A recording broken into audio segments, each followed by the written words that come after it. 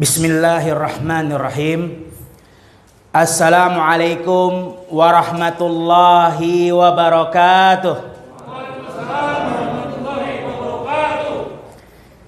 Alhamdulillah. Alhamdulillahi rabbil alamin. Wa bihi nasta'inu ala umuri dunya waddin. Wassalatu wassalamu ala rasulina wa habibina Muhammad ibni Abdillah wa ala alihi wa ashabihi wa man walah, amma ba'd. Alhamdulillah, selalu kita memuja dan memuji Allah Subhanahu wa ta'ala atas segala nikmat-nikmat, anugerah-anugerah yang sangat banyak yang telah diberikan kepada kita. Saking banyaknya sampai-sampai Allah mengatakan wa in ta'uddu ni'matallahi la tuhsuha. Kalau kita mencoba menghitung-hitung nikmat yang telah Allah berikan, kata Allah, kalian tidak akan bisa menghitungnya.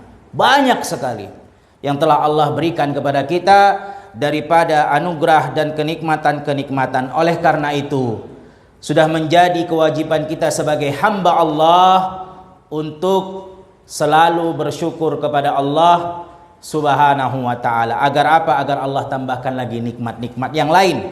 Karena Allah telah mengatakan, la in syakartum la azidannakum. Kalau kita mensyukuri apa yang telah Allah berikan dari nikmat-nikmat, Allah berikan lagi nikmat-nikmat yang lain.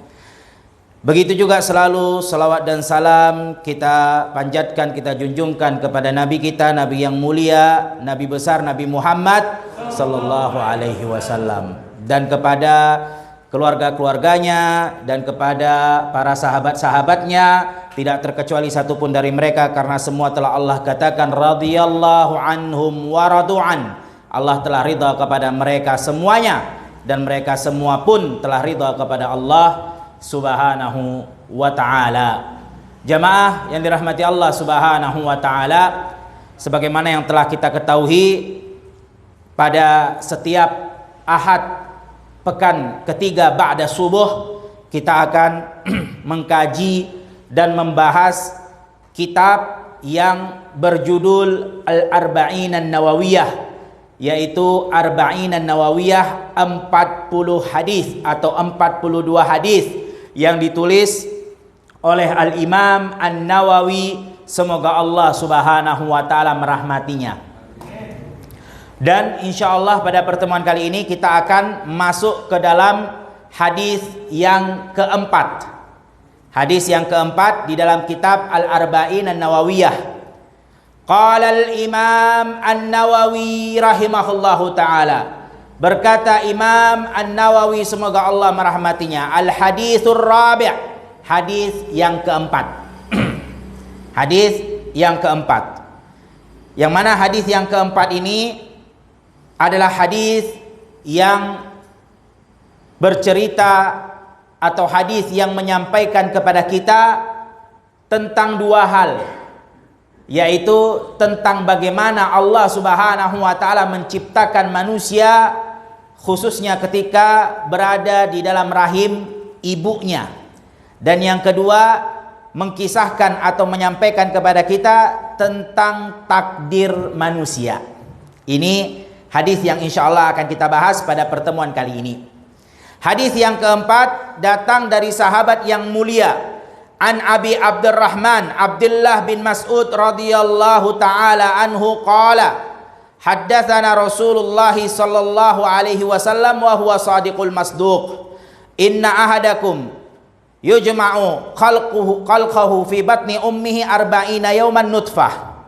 Hadis yang keempat dari sahabat yang mulia Abu Abdurrahman Abdullah bin Mas'ud, semoga Allah Subhanahu wa ta'ala meridainya, berkata kepada kami Nabi sallallahu alaihi wasallam, dan dia adalah orang yang jujur lagi dibenarkan. Kata Rasulullah sallallahu alaihi wasallam, bersabda Rasulullah, sesungguhnya salah satu di antara kalian diciptakan di dalam rahim ibunya selama 40 hari berupa air mani. Tsumma yakunu alaqatan misla dalik. Kemudian setelah itu setelah dari air mani menjadi segumpal darah. Tsumma yakunu mudghatan mithla dzalik, setelah dari segumpal darah kemudian menjadi segumpal daging. Tsumma yursalul malaku fayanfukhu fihi ar-ruh wa yu'maru bi arba'i kalimat. Setelah sudah berbentuk berupa janin, berupa bayi, berupa manusia, kemudian diutus kepada janin tersebut malaikat dan diperintahkan untuk mencatat tentang 4 hal. Bikatbi rizqihi wa ajalihi wa amalihi wa saqi am sa'idin. 4 hal itu, yang pertama adalah tentang rezekinya, yang kedua adalah tentang ajalnya, dan yang ketiga adalah tentang amal perbuatannya, dan yang keempat adalah tentang nasibnya menjadi orang yang bahagia atau menjadi orang yang sengsara. Fawalladzi la ilaha ghairuh inna ahadukum la ya'malu bi amali ahlil jannah hatta ma yakunu bainahu wa bainaha illa dirab fayasbiqu alaihi alkitab fayamalu bi amali ahlin nar fayadkhuluha. Kemudian kata Rasulullah, aku bersumpah yang mana tidak ada ilah yang patut disembah kecuali Allah Subhanahu wa taala. Sesungguhnya ada salah seorang di antara kalian yang beramal dengan amalannya penduduk surga, saking banyaknya amalan yang dia lakukan dari amal-amal soleh, sampai-sampai kata Rasulullah tidak ada jarak di antara dirinya dengan surga kecuali 1 zira, ya, 1 jengkal, ziraan, saking banyaknya amalan solehnya sehingga dekat sekali dia dengan surga Allah Subhanahu wa taala. Tetapi fayasbiqu alaihil kitab, ternyata takdir, catatan takdir berkata lain, sehingga dia mengerjakan amalan penduduk neraka dan dia pun masuk ke dalam neraka Allah Subhanahu wa taala. Kemudian kata Rasulullah, wa inna ahadakum la ya'malu bi amali ahlin nar hatta ma yakunu bainahu wa bainaha illa diraq fayasbiqu alaihi alkitab fayamalu bi amali ahlil jannah fayadkhuluha. Begitu juga ada salah seorang di antara kalian yang mengerjakan amalan perbuatan penduduk neraka, saking banyaknya dia berdosa dan bermaksiat sampai-sampai tidak ada jarak antara dirinya dengan neraka Allah kecuali 1 dhira, sangat dekat sekali. Saking banyaknya dosa-dosa dan maksiat yang telah dia lakukan, dia sangat mudah untuk masuk ke dalam neraka Allah karena begitu dekatnya. Tetapi ternyata catatan takdir berkata lain. Fayamalu bi amali ahlil jannah fayadkhuluha. Dia mengerjakan amalan penduduk surga, dia pun masuk ke dalam surga Allah Subhanahu wa taala. Dan ini hadis yang mulia diriwayatkan oleh Imam Bukhari dan Imam Muslim. Jamaah yang dirahmati Allah Subhanahu wa taala, hadis yang keempat ini datang dari sahabat Abdullah bin Mas'ud. Dan sebelum sahabat yang mulia radhiyallahu anhu Abdullah bin Mas'ud menyampaikan tentang hadis baginda Nabi Muhammad sallallahu alaihi wasallam, beliau terlebih dahulu mengatakan as-sadiqul masduq, bahwasannya yang akan dia sampaikan ini adalah dari Rasulullah, yang mana Rasulullah adalah jujur lagi dibenarkan. Kenapa? Jadi antum jangan sampai salah paham. As-sadiqul masduq itu bukan bagian dari hadis, itu bagian dari ucapan Abdullah bin Mas'ud. Kenapa Abdullah bin Mas'ud mengatakan as-sadiqul masduq sebelum menyampaikan hadis Nabi Muhammad sallallahu alaihi wasallam? Di sini agar orang-orang yang mendengarnya, yaitu kita-kita ini umat Nabi Muhammad sallallahu alaihi wasallam, meyakini apa yang dikhabarkan oleh Rasulullah itu adalah perkara yang pasti benar lagi dibenarkan. Karena Rasulullah sallallahu alaihi wasallam tidak mungkin berdusta. Kenapa ditekankan seperti itu oleh Abdullah bin Mas'ud? Karena yang disampaikan ini memang 2 hal perkara gaib yang tidak diketahui kecuali oleh Allah Subhanahu wa taala. Yaitu perkara apa? Perkara ruh. Ketika diciptakannya janin ditiupkan ruh. Perkara ruh kan kata Allah Subhanahu wa taala, yas'alunaka 'anir ruh. Qulir ruhu min amri rabbih wa ma utikum minal ilmi illa qalila. Kata Allah, ketika ditanyakan kepada engkau wahai Muhammad tentang perkara ruh, katakan urusan ruh itu urusan Allah, dan Allah tidak memberikan tentang ilmu pengetahuan ruh itu kecuali sedikit. Ada yang diketahui tapi cuma sedikit, itu pun yang Allah Subhanahu wa taala kabarkan kepada Rasulullah. Tetapi hukum dasarnya perkara ruh, urusan ruh itu adalah urusan Allah. tidak ada yang mengetahuinya kecuali Allah Subhanahu wa taala. Itu masalah hal pertama yang akan disampaikan di dalam hadis ini, yaitu perkara ruh. Makanya dikatakan sebelum disampaikan hadisnya oleh Abdullah bin Mas'ud mengatakan, jangan ragu, hadis yang akan disampaikan ini adalah dari orang yang jujur lagi dibenarkan, yaitu Nabi Muhammad Sallallahu Alaihi Wasallam. Kemudian perkara yang kedua lagi, perkara gaib yang kedua apa? Masalah takdir. Takdir juga tidak ada yang mengetahuinya kecuali Allah Subhanahu Wa Taala. Karena Allah yang menakdirkan segala sesuatu sebelum diciptakannya langit dan bumi ini. Min qabli an yakhluqas samawati wal ard bi khamsina alfasanah. Sebelum diciptakan, kata Rasulullah, langit dan bumi ini 50.000 tahun lamanya. Memang urusan Allah takdir itu. Yang jelas Allah sudah catat semuanya dan Allah sudah mengetahui apa yang akan terjadi sebelum itu dilakukan. Sebelum itu terjadi Allah sudah tahu. Karena Allah yang mengatur takdir. Nah, ini dua hal ini perkara gaib. Nah, itu alasan kenapa Abdullah bin Mas'ud sebelum menyampaikan hadis dia tegaskan, as-sadiqul masduq. Jangan ragu, jangan nggak percaya. Ini yang disampaikan dari orang yang jujur lagi dibenarkan, Nabi Muhammad Sallallahu Alaihi Wasallam.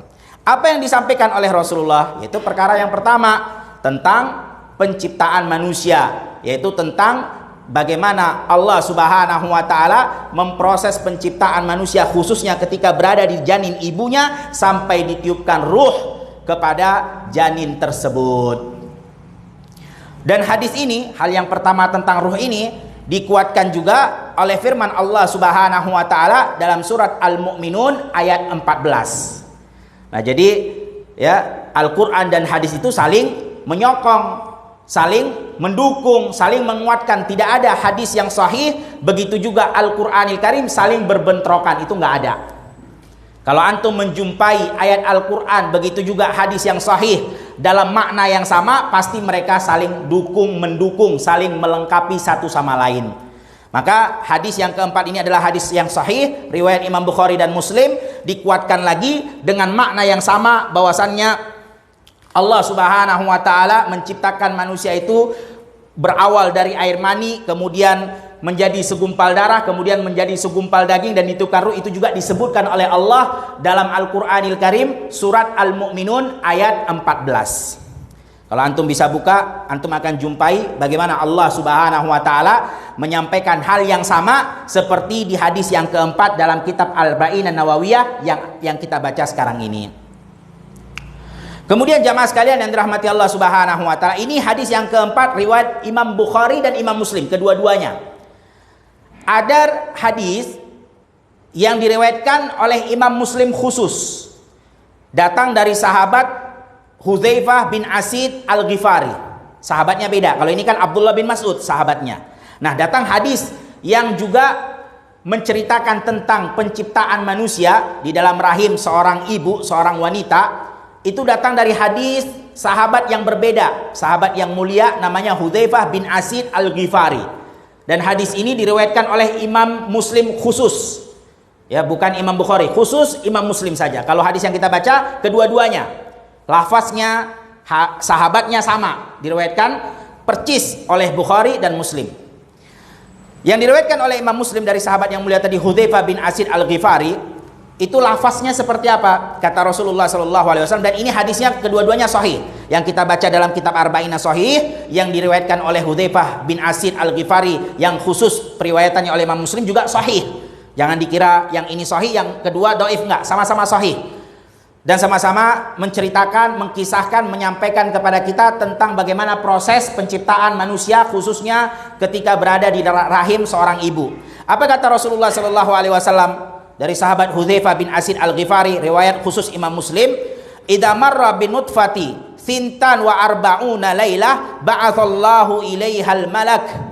Ketika sudah ya air mani itu, ketika berada di dalam rahim seorang wanita, air mani itu setelah 42 malam, maka kemudian Allah akan mengutus kepada air mani tadi malaikat untuk mencatat 4 hal tadi yang kita sampaikan atau kita baca di dalam hadis Al-Arba'in An-Nawawiyah, yaitu rizki, ajal, amal, nasibnya bahagia atau sengsara, Kemudian Allah perintahkan juga untuk membentuk wajahnya, matanya, telinganya, badannya, dan seterusnya sampai berbentuk sebuah janin bayi manusia. Nah, di sini jamaah sekalian yang dirahmati Allah Subhanahu wa taala, kita sudah sampaikan tadi antara hadis yang sahih dengan hadis yang sahih, dalil itu tidak pernah saling berbentrokan selama itu sahih. Antara ayat Al-Qur'anil Karim dengan hadis yang sahih begitu pula tidak pernah saling berbentrokan. Pasti saling mendukung, saling melengkapi, ya, saling menyempurnakan maksud dan juga maknanya. Nah, di sini jamaah sekalian yang dirahmati Allah Subhanahu wa taala, jangan sampai kita salah paham. Jangan sampai kita salah paham, khususnya di zaman sekarang ini yang mana ilmu, khususnya ilmu kedokteran yang begitu canggih dengan alat yang begitu canggih, mereka sudah mempelajari di dalam janin seorang ibu itu selama 40 hari itu atau selama 120 hari. Kalau kita baca tadi hadis yang pertama kan 40 hari berupa apa? Air mani. Kemudian 40 hari setelahnya berupa segumpal darah. Kemudian 40 hari setelahnya lagi berupa segumpal daging. Berarti 40. Berapa hari? 120 hari. Baru di situ malaikat diutus untuk meniupkan ruh dan mencatat 4 hal tadi. Rezeki, ajal, amal perbuatan, nasibnya bahagia atau sengsara. Nah, di sini sempat terjadi kesalahpahaman dan kita jangan sampai salah paham juga, khususnya dari segi ilmu kedokteran. Bagi yang pernah ya atau ada seorang dokter ataupun pernah belajar ilmu kedokteran dengan alat yang canggih, mereka sudah meneliti melihat bahwasannya selama 40 hari itu bentuknya bukan lagi air mani, bahkan sudah ada bentuk-bentuk seperti bayi manusia. Mungkin seorang dokter ataupun yang pernah mempelajari ilmu kedokteran lebih pahamlah daripada anak yang memang bukan backgroundnya seorang dokter ataupun mempelajari ilmu kedokteran. Tetapi ini yang terjadi. Mereka mengatakan, bagaimana ini? Hadis Nabi Shallallahu Alaihi Wasallam mengatakan 40 hari air mani, 40 hari segumpal darah, 40 hari segumpal daging, 120 hari barulah di situ terbentuk sebuah janin bayi manusia.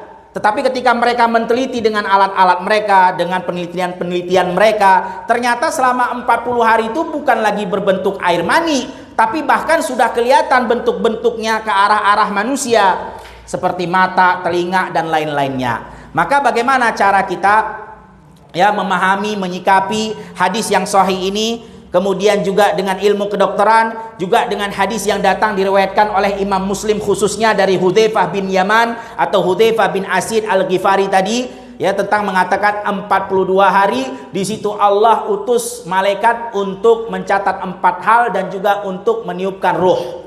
Nah, gimana cara kita menggabungkannya ini? Karena kita udah bilang tadi di awal, hadis sahih sama hadis sahih tidak pernah saling berbentrokan. Hadis sahih dengan ayat Al-Quran tidak pernah saling ya berbentrokan, pasti saling melengkapi dan juga saling mendukung. Maka di sini jamaah sekalian yang dirahmati Allah Subhanahu wa taala, yang menjadi kesalahpahaman adalah titik dari penerjemahan. Terjadinya kesalahpahaman itu adalah dari penerjemahan. Maka di sini dijelaskan oleh para ulama ketika Rasulullah Shallallahu Alaihi Wasallam mengatakan arba'ina yauman nutfatan thumma yakunu alaqatan misla dzalik. Bagi yang punya kitab ataupun buku Al-Arba'in An-Nawawi bisa dilihat konteks daripada hadis, lafaz hadis dikatakan alaqatan misla dzalik, yaitu selama 40 hari berupa air mani. Kemudian setelahnya menjadi segumpal darah misla dzalik, seperti itu pula. Nah, misla dzalik ini jangan dipahami, jangan diartikan artinya 40 hari kemudian setelah 40 hari kemudian. Itu salah. Misla dzalik ini kata para ulama, dzalikanya itu seperti itu artinya kembali kepada arba'ina yauman yang disebutkan di awal tadi, yaitu selama 40 hari di hari pertama. Bukan 40 hari setelah 40 hari yang pertama, kemudian 40 hari yang kedua. Bukan. Itu yang banyak diterjemahkan oleh dai-dai, oleh orang-orang yang membaca hadis ini. Jadi seolah-olah maknanya 40 hari air mani, kemudian setelahnya 40 hari lagi segumpal darah, setelahnya 40 hari lagi segumpal daging. Jadi kalau di total 120 hari baru janin itu berbentuk seperti bayi manusia. Nah, ini penerjemahan yang keliru. Jadi mislu dzalika itu kembali ke 40 hari yang pertama tadi. Jadi 40 hari yang pertama bentuknya air mani. Nah, selama 40 hari itu juga di dalam 40 hari yang sama Allah bentukkan lagi dengan bentuk segumpal darah. Nah, selama 40 hari itu juga hal yang sama juga. Selama 40 hari itu Allah Subhanahu wa taala menggantikan lagi atau membentuk lagi berupa segumpal daging. Nah, itu makna terjemahan yang benar. Sehingga kalau kita menerjemahkan dengan cara terjemahan yang barusan kita sampaikan tadi, maka tidak ada perselisihan, tidak ada saling bentrokan antara hadis yang sahih dengan hadis yang sahih. Sehingga hadis Hudzaifah bin Asid Al-Ghifari tadi betul lah, 42 hari Allah kirim malaikat untuk mencatat dan juga untuk meniupkan ruh, sesuai dengan hadis yang keempat yang kita baca di dalam Arba'in An-Nawawiyah yang diriwayatkan oleh Imam Bukhari dan Imam Muslim. Nah, itu dia jamaah. Begitu juga tidak ada perselisihan dengan ilmu kedokteran, karena memang betul dari segi ilmu kedokteran selama 40 hari itu memang sudah berbentuk. Ya, walaupun tidak terlalu jelas tapi udah kelihatan ini arah-arahnya, ini matanya, ini arah-arahnya, ini badannya, arah-arahnya, ini telinganya, sudah kelihatan walaupun belum terlalu jelas selama 40 hari ini. Nah, ini jamaah sekalian yang dirahmati Allah Subhanahu wa taala, kenapa kita sampaikan ini? Ini juga berkaitan tentang hukum bagaimana menggugurkan janin sebelum 42 hari. Jadi kita sampaikan perkara hal tadi tentang kesalahpahaman dalam penerjemahan karena itu juga berkaitan dengan fatwa. Sebagian ulama ada yang memfatwakan dari hadis yang kita baca barusan tadi dalam kitab Arba'in An-Nawawiyah, artinya sebelum sampai 120 hari maka tidak mengapa seseorang yang dalam keadaan darurat ya, untuk menggugurkan janinnya sebelum 120 hari. Dengan alasan apa?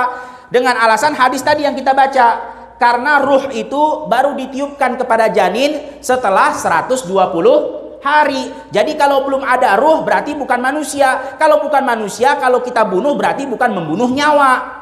Karena nyawa itu kan ketika ada ruh. Kalau nggak ada ruhnya berarti bukan manusia. Berarti tidak bernyawa. Kalau tidak bernyawa tidak apa-apa digugurkan. Nah, itu alasan sebagian para ulama. Maka dengan pemahaman yang kita sampaikan tadi di awal, maksudnya 40 hari bukanlah 40 hari setelahnya, kemudian setelahnya bukan.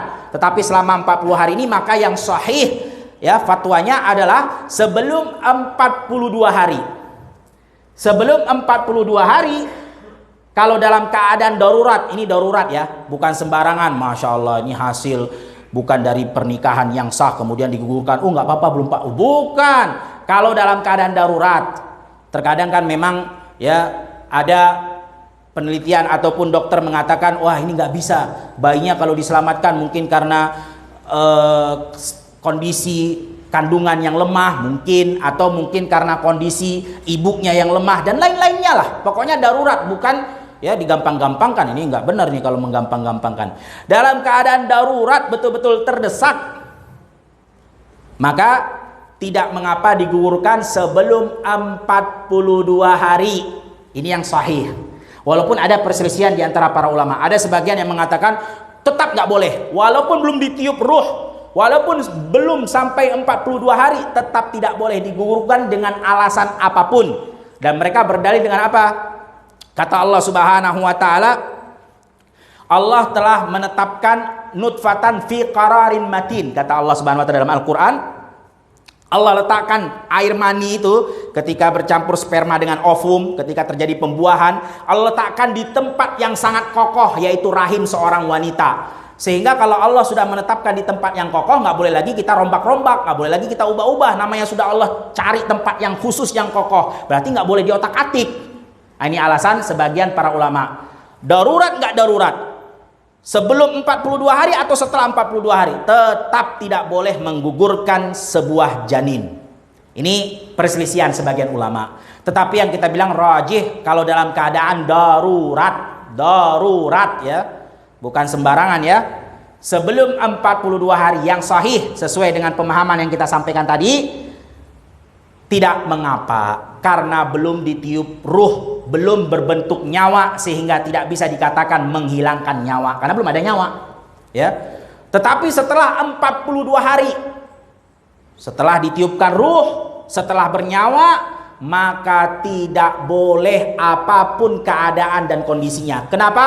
Karena itu sama saja membunuh nyawa tanpa hak, menghilangkan nyawa tanpa hak, dan itu disebut dengan pembunuhan. Pembunuhan adalah salah satu daripada dosa-dosa besar. Hati-hati. Ya. Nah, itu maksud kita sampaikan tadi tentang pemahaman yang benar, tentang kenapa terjadi perselisihan kesalahpahaman. Itu titik letak sengketanya dari mana? Dari terjemahan yang keliru sebagaimana disampaikan oleh para ulama.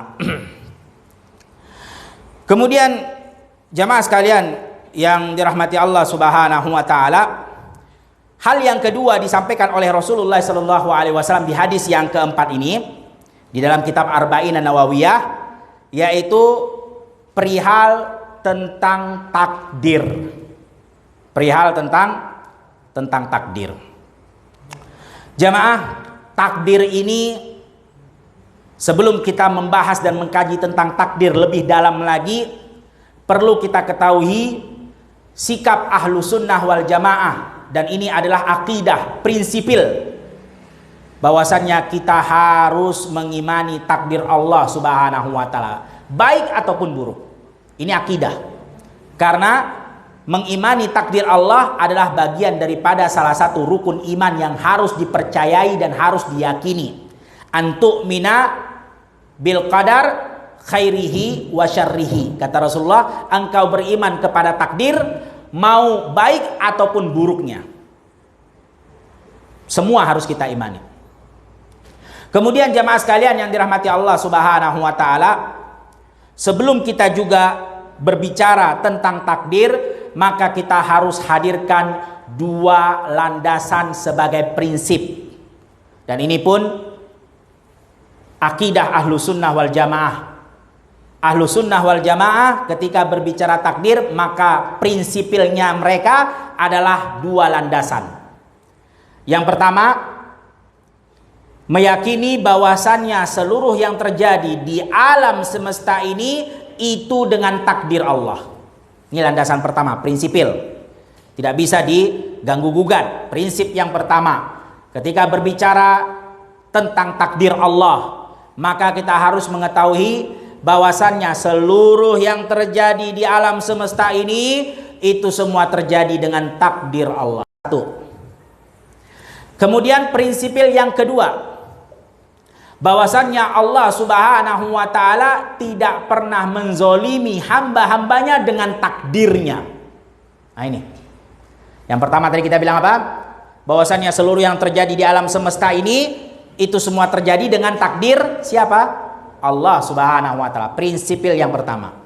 Prinsipil yang kedua, bahwasannya Allah Subhanahu wa taala tidak pernah menzolimi hamba-hambanya dengan takdirnya. Itu nggak bakal, nggak pernah. Mustahil. Kalau antum tidak mendatangkan dua prinsipil ini ketika berbicara tentang takdir, bakal celaka jamaah sekalian. Bakal sesat antum. Hati-hati. Karena ada dua kelompok yang tersesat berbicara tentang takdir karena tidak mendatangkan dua prinsip ini. Siapa itu dua kelompok yang tersesat? Yang pertama namanya kelompok Qadariyah. Kelompok Qadariyah ini mereka meyakini bahwasannya takdir Allah nggak ada. Semua yang terjadi di alam semesta ini tidak diketahui oleh Allah Subhanahu wa taala karena takdir Allah itu nggak ada. Wah, ini udah jelas sesat nih.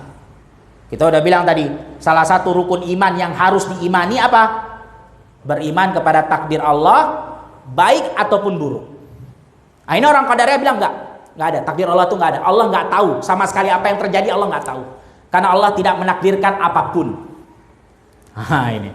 Ya, kenapa mereka mengatakan bahwasannya Allah Subhanahu wa taala tidak mengetahui apa yang terjadi di alam semesta ini karena Allah tidak menetapkan takdir? Karena mereka mengatakan kalau kita tetapkan takdir kepada Allah, maka kita juga menetapkan takdir buruk, yaitu hal-hal yang buruk seperti perbuatan zina, perbuatan mencuri, perbuatan membunuh dan lain-lainnya daripada maksiat. Itu berarti juga diinginkan dan dikehendaki oleh Allah dong.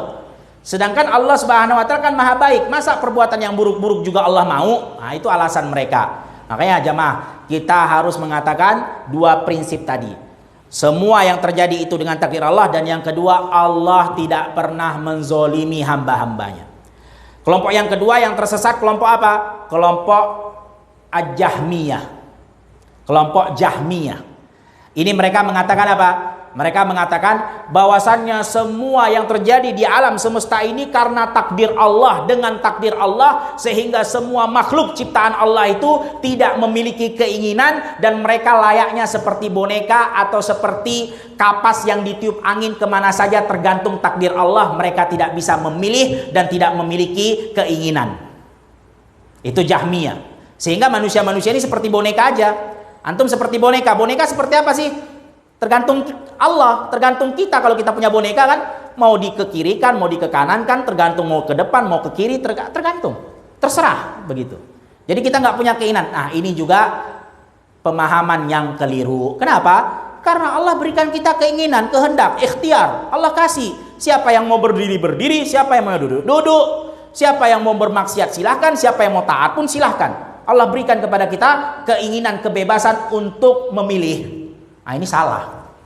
Nah, sehingga kalau kita datangkan dua prinsip tadi, insya Allah kita tidak akan tersesat.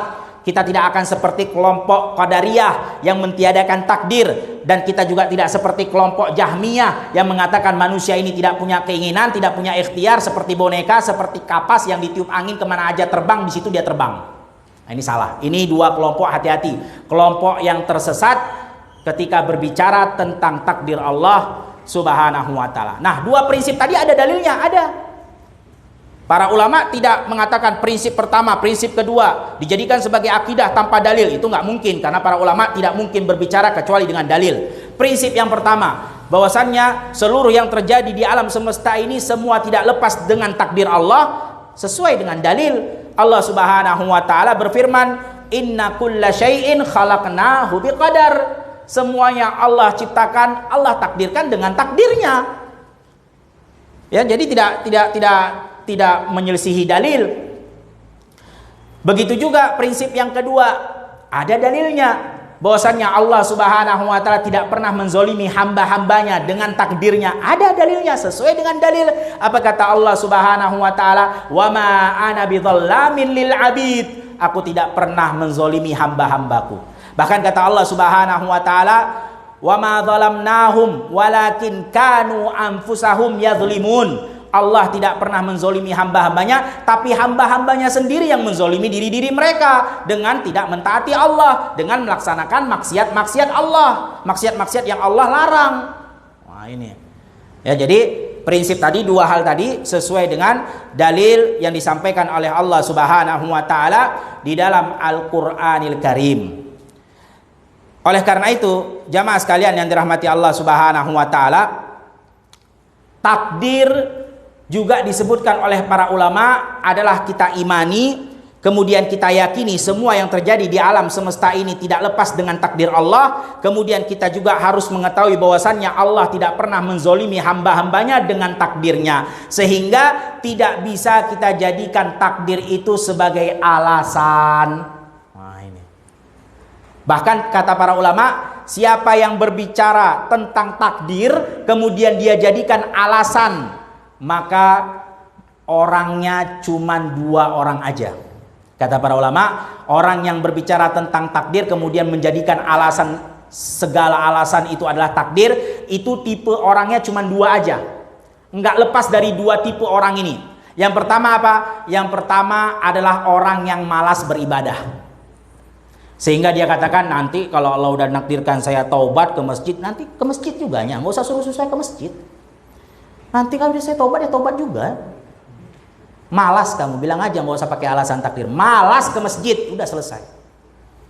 Ya, kadang ada orang begitu dinasihati, Pak, Masya Allah, udah tua, masa nggak ke masjid sholat, taubatlah, kapan lagi urus dunia, terus akhirat kapan? Udahlah, nanti juga kalau udah datang takdirnya saya bakal taubat. Malas kamu, jangan beralasan dengan takdir. Malas. Tipe orang yang kedua apa? Orang yang menjadikan takdir sebagai alasan adalah orang yang ingin membenarkan pekerjaannya daripada dosa dan maksiat. Ya, wah ini kan udah takdir Allah, mau gimana lagi? Saya mah mencuri nggak kepengen, tapi emang udah begini, udah terjadi, udah takdir Allah, mau gimana? Jangan kamu jadikan alasan. Kamu memang suka maksiat, buat dosa, udah selesai. Jangan jadikan takdir sebagai alasan. Ini aja. Kalau ada yang bercerita tentang takdir dan dia jadikan alasan apa-apa takdir, orangnya dua ini aja, nggak lain. Malas atau dia ingin membenarkan dosa dan maksiat yang telah dia lakukan. Oleh karena itu jamaah sekalian yang dirahmati Allah Subhanahu wa taala, maka sikap ahlu sunnah wal jamaah ketika setelah berbicara tentang takdir, setelah dia mengimani tentang takdir, bagaimana sikapnya? Maka sikapnya sebagaimana disabdakan oleh Nabi sallallahu alaihi wasallam, ihris ala ma yanfa'uka wa la ta'jaz wasta'in billah. Apa kata Rasulullah? Maka berusahalah untuk mencari amal-amal yang memberikan manfaat kepadamu, amal-amal soleh. Kemudian minta tolonglah selalu kepada Allah Subhanahu wa taala, dan jangan malas. Artinya jangan dijadikan alasan itu takdir.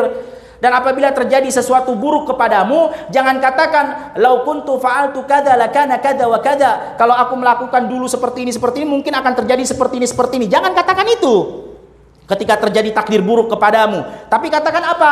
Qaddarullahu wa ma syafa'al. Kata Rasulullah, katakan ini semua terjadi dengan takdir Allah, dan Allah mengerjakan apa yang Dia kehendaki, apa yang Dia mau Allah kerjakan. Dah. Ya, itu sikap ahlu sunnah wal jamaah. Setelah dia selesai beriman dengan takdir, kemudian dia pahami tentang takdir, ya sudah, dia kerjakan tadi. Yang pertama apa? Dia cari amalan-amalan yang betul-betul mendatangkan manfaat kepadanya, amal-amal soleh, amal-amal kebajikan. Kemudian yang kedua apa? Selalu dia meminta pertolongan kepada Allah Subhanahu wa taala agar selalu bisa istiqomah untuk mengerjakan amal-amal soleh tadi itu. Kemudian yang ketiga apa? Jangan malas, jangan jadi alasan takdir itu. Kemudian yang keempat apa? Kalau terjadi takdir buruk kepadamu, jangan katakan, oh kalau dulu aku buat gini pasti nggak terjadi seperti ini. Jangan bilang gitu kalau udah terjadi. Yang udah terjadi udahlah. Katakan ini semua terjadi dengan takdir Allah, dan Allah mengerjakan apa yang Dia kehendaki. Selesai. Itu sikap ahlu sunnah wal jamaah. 4 hal ketika dia telah beriman kepada takdir Allah Subhanahu wa ta'ala. Sehingga jamaah sekalian yang dirahmati Allah Subhanahu wa ta'ala, kita lihat ya tentang hadis yang kita baca tadi. Ada seorang pemuda mengerjakan amal soleh, saking banyaknya tidak ada batasan antara dirinya dengan surga Allah kecuali 1 zira. Tahu-tahu takdir berbicara lain, dia masuk ke dalam neraka. Satu lagi berbeda dengan hal yang pertama. Ada yang mengerjakan amal perbuatan penduduk neraka, saking banyaknya dosa dan maksiat yang dia kerjakan, seolah-olah orangnya udah nggak bakal selamat, pasti masuk neraka, saking banyaknya dosa dan maksiat yang dia kerjakan. Ternyata takdir berbicara lain. Dia kerjakan di akhir hayatnya amalan perbuatan penduduk surga, masuk surga. Nah ini, jadi nggak bisa kita katakan Allah menzolimi hambanya. Nah memang ada beberapa hal jamaah sekalian yang dirahmati Allah Subhanahu wa taala, kalau kita pertanyakan, Allah menciptakan segala takdir, yang terjadi semua dengan takdir Allah. Lalu apa gunanya sih kalau hal-hal baik tadi macam sholat, puasa, itu kan baik tuh, pahala, surga, itu kan baik tuh, nggak masalah lah Allah tetapkan, Allah takdirkan perkara-perkara yang baik. Nah ini perkara-perkara yang buruk ngapain sih Allah tetapkan? Contohnya seperti apa? Iblis. Ngapain Allah ciptain tuh iblis? Ngapain Allah takdirkan ada iblis? Kan ini iblis nggak ada baik-baiknya nih, nggoda kita, ngajak kita ke neraka. Apa untungnya, apa baiknya, kan gitu. Nah jamaah sekalian yang dirahmati Allah Subhanahu wa taala, tentang takdir Allah mau baik mau buruk tetap harus kita imani. Ya, dan ketahuilah memang ada beberapa hal kalau kita lihat dengan mata kepala kita memang itu isinya buruk aja. Tetapi kalau kita lihat dengan kacamata syariat, di dalam keburukan itu ada kebaikan jamaah sekalian yang dirahmati Allah Subhanahu wa taala. Walaupun pada dasarnya kalau berbicara tentang takdir Allah kita ya nggak boleh banyak-banyak bertanya, karena ini urusan Allah Subhanahu wa taala. Sebagaimana kata para ulama, jawabannya kalau ada orang bertanya-tanya tentang takdir Allah, jawabannya cuma satu. Firman Allah Subhanahu wa taala, apa kata Allah Subhanahu wa taala? La yus'al amma yaf'al wa hum yus'alun. Jangan pernah tanya urusan Allah. Takdirkan urusan Allah, jangan pernah tanya, karena Allah nggak berhak ditanya. Yang perlu kalian ketahui, kalian ini hamba-hambanya yang bakal ditanya sama Allah tentang apa yang telah kita lakukan di dunia ini. Itu yang perlu kita ketahui. Layaknya seperti di dunia lah, anak buah. Ada bos mau ngerjain apa, pergi kemana, dia buat apa. Kita anak buah, bos, ngapain kau buat begitu bos? Kira-kira kalau kita ngomong gitu, apa jawabannya? Ngapain lo tanya-tanya karyawan, kerja, urusan lo kerja, kan gitu. Itu baru sesama manusia ya. Apalagi kaitannya dengan urusan Allah Subhanahu wa taala. Allah bilanglah, kamu tuh hamba-hambaku, jangan tanya-tanya urusanku, kerjaanmu beribadah, nanti aku kasih pahala masuk surga. Kan begitu. Cuman memang terkadang ada beberapa hal yang bisa kita pelajari. Seperti contohnya tadi iblis tadi. Ngapain sih Allah tetapkan adanya iblis nih? Nggak ada manfaatnya nih iblis kan. Iblis udah dilaknat, kerjaan yang goda orang, ngajak orang ke neraka, nggak ada baik-baiknya tuh iblis. Ngapain sih? Nah, terkadang memang tadi kita sampaikan apa jamaah? Sebenarnya jawaban yang pertama udah selesai, nggak usah kita tanya-tanya urusan Allah. Tapi ada beberapa hal yang bisa kita pelajari. Kata para ulama, iblis memang isinya semua keburukan. Tetapi ketahuilah, di dalam keburukan itu ada kebaikan. Kalau nggak ada iblis, mungkin Allah nggak ciptakan surga dan neraka. Karena untuk apa diciptakan surga dan neraka? Orang iblis yang menggoda aja nggak ada, ya masuk surga semua lah. Nggak ada neraka berarti nggak usah surga. Orang baik semua jadinya. Kemudian kalau tidak ada iblis, apa gunanya Allah Subhanahu wa taala utus para nabi dan rasul dari awal sampai akhir? Karena adanya iblis, makanya diutus para nabi untuk menasehati, untuk meluruskan mereka agar tidak tergoda oleh iblis. Nah, itu beberapa faedah ya, kebaikan yang ada di dalam keburukan yang kita lihat dengan mata kepala kita. Jadi mungkin kalau kita lihat dengan mata kepala kita, mungkin itu nggak ada baik-baiknya. Itu kalau kita lihat dengan mata kepala kita. Tapi kalau kita lihat dengan syariat, ada beberapa hal yang memang di situ ada kebaikan. Contohnya begini aja jamaah. Contohnya, kata Allah Subhanahu wa taala, apa kata Allah? Zaharal fasadu fil bahri wal bar bima kasabat aidin nas liyudhiqahum ba'dalladzi amilu la'allahum yarji'un. Apa kata Allah? Telah tampak keburukan di lautan dan di daratan. Kebakaran, bencana gempa bumi, banjir, corona. Ini kira-kira baik apa buruk? Buruk jelas. Kenapa? Nggak ada yang mau. Siapa yang mau kebakaran? Siapa yang mau kebanjiran? Siapa yang mau corona? Nggak ada yang mau. Cuman itu terjadi karena apa? Karena perbuatan kita. Agar apa tujuan kebaikannya? Ada kebaikan dalam keburukan.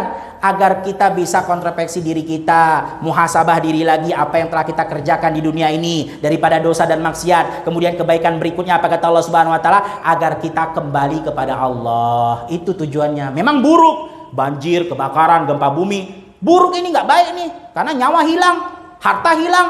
Tapi dalam keburukan itu ada kebaikan. Biar kita apa? Mawas diri, jangan sembarangan, jangan buat maksiat, jangan buat dosa, agar kita selalu ingat kembali kepada Allah Subhanahu wa taala, taat kembali kepada Allah, jangan melanggar perintah Allah. Nah, itu kan. Berarti dalam keburukan ada kebaikan nggak?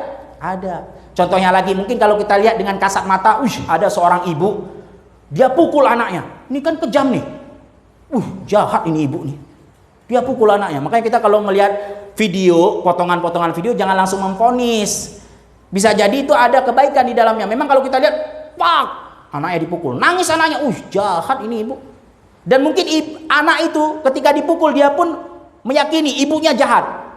Tapi ketika dia besar, ketika dia dewasa, ternyata baru paham. Oh, ibu saya pukul saya, ternyata pada saat itu saya mau pegang api. Kan anak kecil nggak ngerti. Main-main dekat api, dibilang jangan deket-deket, nggak dengar, akhirnya dijewer. Tujuannya buat apa? Jahat apa buat baik? Buat baik, biar nggak kebakar tangannya, karena api itu kan kalau kebakar sakit, panas. Baru dia paham, oh ternyata pukulan itu bukan pukulan karena ibunya jahat ataupun sadis, tapi karena ibunya baik. Oleh karena itu jawabannya jelas. Kenapa ada setan, ada iblis? Bukan karena Allah jahat, bukan karena Allah nggak mau hal-hal yang baik. Ada kebaikan dalam keburukan itu agar kita betul-betul beriman kepada Allah Subhanahu wa taala, agar ada orang-orang yang muncul dengan ketaatan Allah Subhanahu wa taala. Kalau nggak ada iblis, nggak kelihatan dong mana yang taat, mana yang nggak taat. Nah, kan ada kebaikannya.